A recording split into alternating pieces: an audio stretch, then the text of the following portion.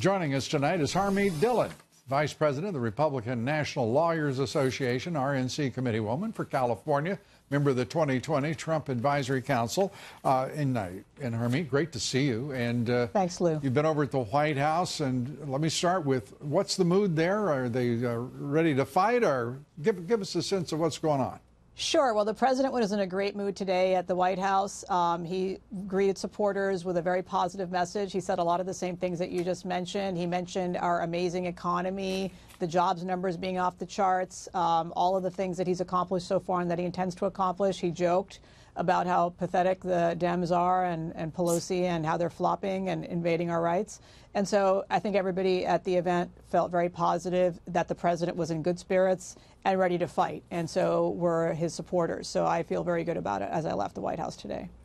This is a comment from the White House press secretary, Stephanie Grisham, saying Democrats' sham impeachment is a blatant, if we can put this up for everybody, she got right to the issue. Democrats' sham impeachment is a blatant, purely partisan attempt to overturn the results of a free and fair election. I'm told we don't have that. I apologize for that. Your reaction, because David Bossie, president of Citizens United, former Trump campaign top dog, this is, he says, war.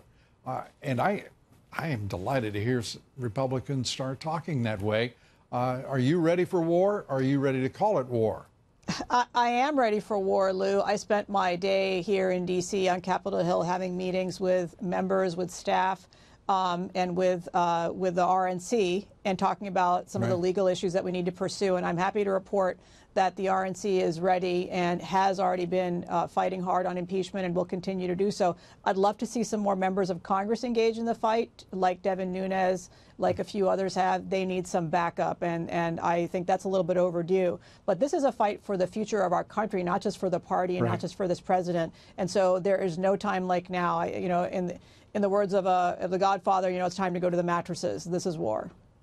Yeah, it is also time, whether, you know, the Godfather reference works or not, it is really time for the Republican Party to act like they've got some kind of pulse and actually care about something that is bigger than all of us, and that is this nation and future generations. And it is really troubling to see how long this president had to fight by himself effectively in that White House. But now the Republicans in the House have finally shown that they can stand with this president, and it's making all the difference in the world. Now, whether or not the so-called rhinos, I mean, I don't know what's going to happen with Mitt Romney, Susan Collins, Lisa Murkowski. I don't even know what Lindsey Graham is thinking from one day to the next. What those people in the Senate are going to do, and whether they will go to war.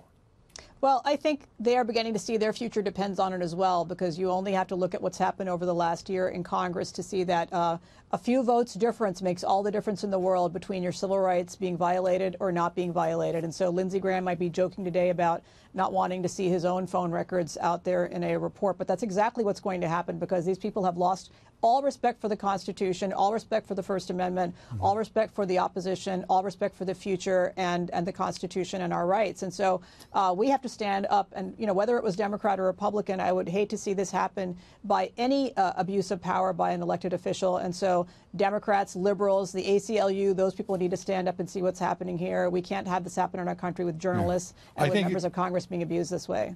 I think it's a poor way to go into a war, if I may say, Harmeet. First singing Kumbaya. I can't imagine the actors that you just reeled off.